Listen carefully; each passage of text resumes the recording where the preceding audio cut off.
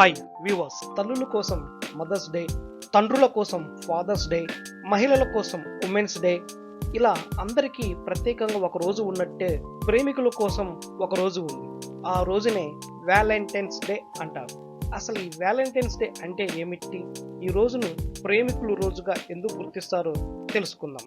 ఈ వీడియోని స్కిప్ చేయకుండా లాస్ట్ వరకు చూసి కంటెంట్ నచ్చితే లైక్, షేర్ అండ్ సబ్స్క్రైబ్. ఇక టాపిక్ లోకి వెళ్దాం. వ్యాలంటైన్ అనే ప్రవక్త ప్రేమికుల రోజు పుట్టడానికి ఆద్యుడు. క్రీస్తు పూర్వం 270 సంవత్సరంలో రోమ్ దేశంలో జీవించిన వ్యాలంటైన్ యువతకు ప్రేమ సందేశాలు ఇవ్వటము, ప్రేమ వివాహాలను ప్రోత్సహించడం చేసేవాడు.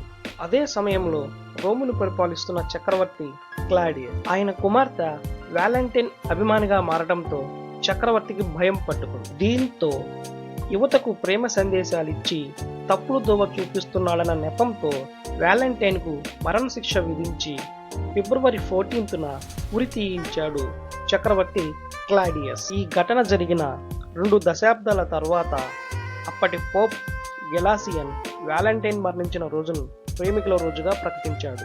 అప్పటి నుండి ఖండాంతరాలు దాటుకొని ప్రపంచవ్యాప్తంగా ప్రేమికులు పండగ జరుపుకునేలా ప్రేమికుల దినోత్సవం విస్తరించి ఏటా ప్రేమికుల దినోత్సవం సందర్భంగా ప్రేమికులు తమకిష్టమైన కానుకలను ఇచ్చిపుచ్చుకుంటారు. మన దేశంలో కూడా ప్రేమికుల రోజు దినోత్సవం జరుపుకునే వారి సంఖ్య క్రమంగా పెరుగుతుంది. కానీ విదేశీ సంస్కృతి కావడంతో చాలా మంది దీనిని వ్యతిరేకిస్తున్నారు. నిరసనల కారణంగా భారతదేశంలో అనేక నగరాలలో ఫిబ్రవరి 14న శాంతి భద్రత సమస్యలు తలెత్తుతున్నాయి.